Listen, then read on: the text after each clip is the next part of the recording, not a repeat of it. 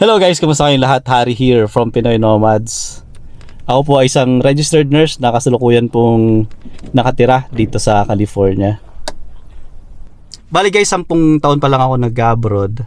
Bali 5 taon sa Canada at 5 taon dito sa Amerika. Ang video na to guys ay base doon sa isang YouTube video na napanood ko din, no? I'm not sure kung napanood nyo yun. About sa isang Canadian vlogger na sinasabi niya why Filipinos are the perfect immigrants, no? Ito ay particularly sa Canada. Pero alam naman natin na kahit saang sulok ng mundo may Filipino, at kung saan man yon ay well trusted, successful, we survive and thrive, no, wherever we are. Sa video na to ay pag-uusapan natin kung bakit niya masasabing, parang I agree guys, no, na we Filipinos are the perfect immigrants of the world. Okay guys, isa sa mga magandang katangian ng mga Filipino, kaya masasabi nating best or model, masabi na nating model, hindi na lang best, immigrants ang mga Pilipino, ay yung pagiging masipag at maaasahan sa trabaho. So napaka hardworking natin guys, no? So saan man mapunta yung Pilipino ay talagang bigay todo pagdating natin sa abroad sa pagtatrabaho. So masipag, matyaga, hindi mareklamo, and then kahit maging professional or blue collar job, pag yung mga ibang lahi, lalo na mga puti, no, yung mga kasama mo sa work, mag-outshine ka talaga eh. Makikita nila yung dedication mo sa work, loyalty, tapos yung work ethics mo talagang napapansin guys. Kaya gustong gusto ng mga employers, mapa US man yan, Canada, UK, Middle East, at kung saan saan man, mapa land-based man yan or sa mga barko, sa kung ano-ano pang klaseng trabaho guys, pag Pilipino yung katrabaho ay na-impress talaga sila guys. So yun, number 1.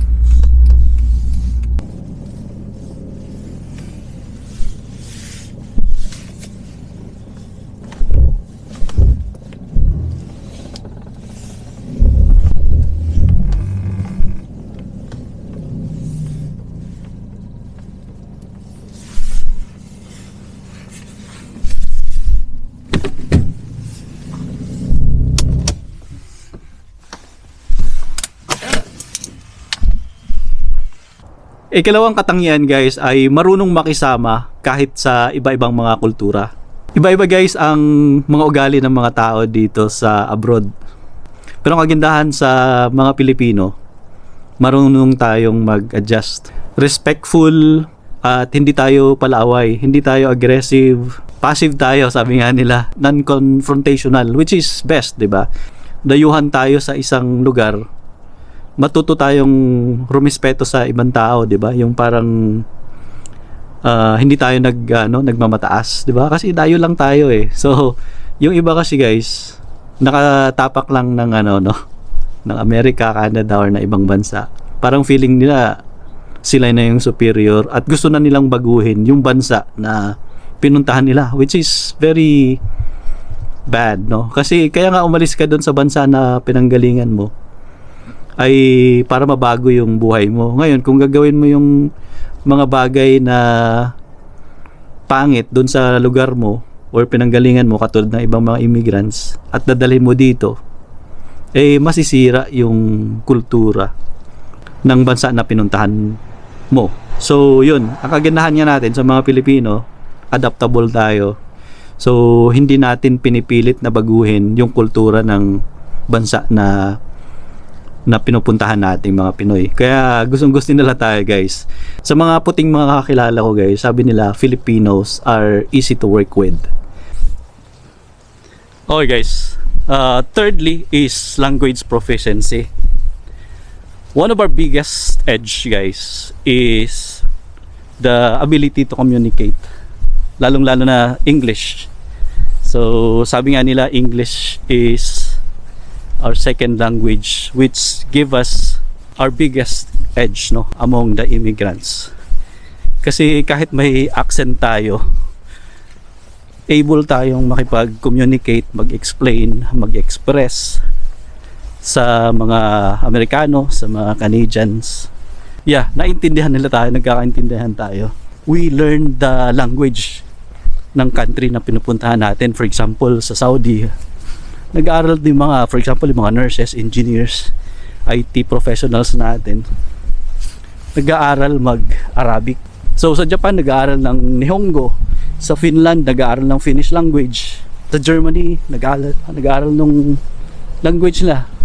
So isa sa mga best advantage nga natin, yun, language proficiency.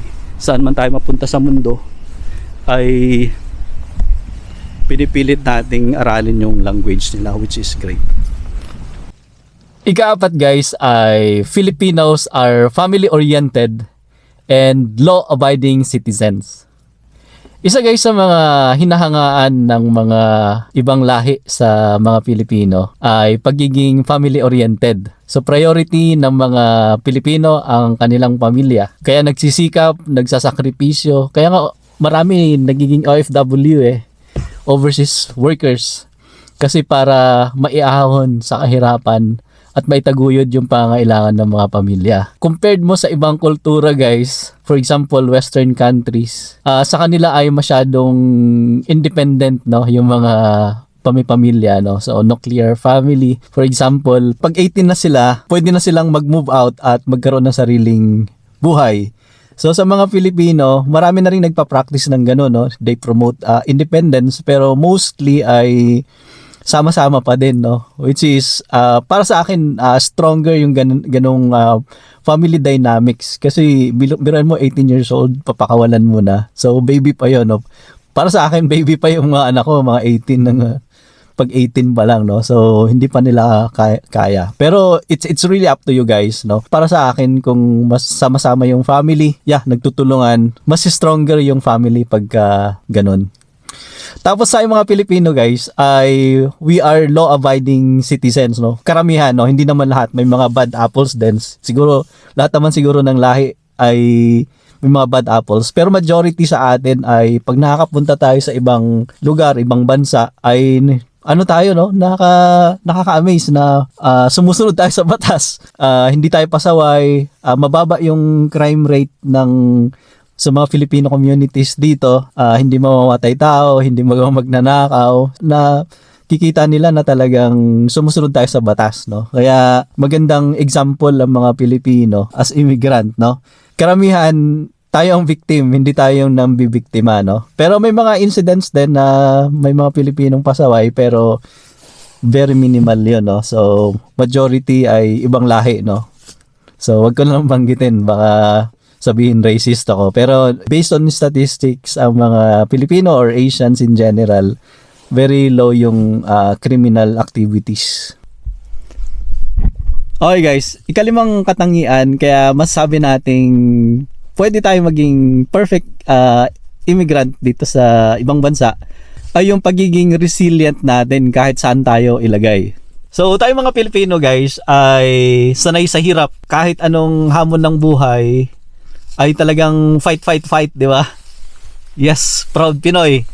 Kaya, very resilient tayo. Kaya kahit bagong bansa, bagong kultura, bagong buhay, hindi tayo takot mag-umpisa, di ba? Kahit mag-start ka sa baba. So, yung iba, mga professional sa Pilipinas, pagdating sa ibang bansa, ay hindi naman yung profession nila yung pinapractice nila. Start talaga from the bottom. Pero, ano tayo, no? Resilient talaga, no?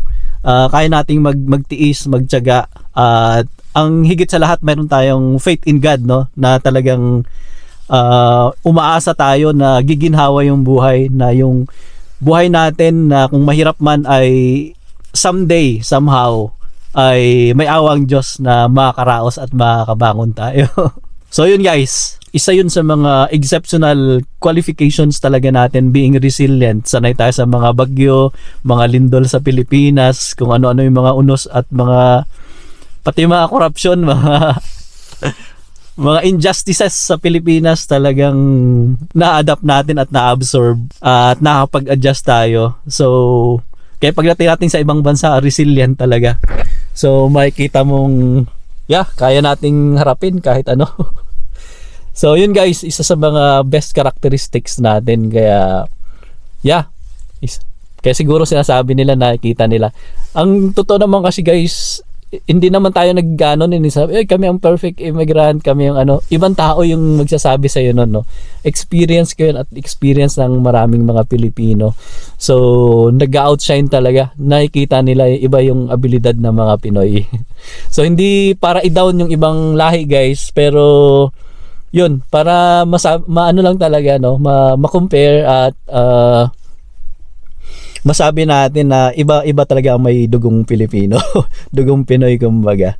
Kaya sa isang banda nakaka-proud din na maging Filipino kasi well trusted tayo. Nakikita nila yung paano tayo magtrabaho, paano tayo makisama, paano tayo rumispeto, sumunod sa batas, and paano natin alagaan yung pamilya natin. Okay guys, so hanggang dito na lang yung video natin for today. And agree ka ba or disagree na perfect immigrant ang mga Pilipino? Just comment down below. Bye guys, God bless everyone.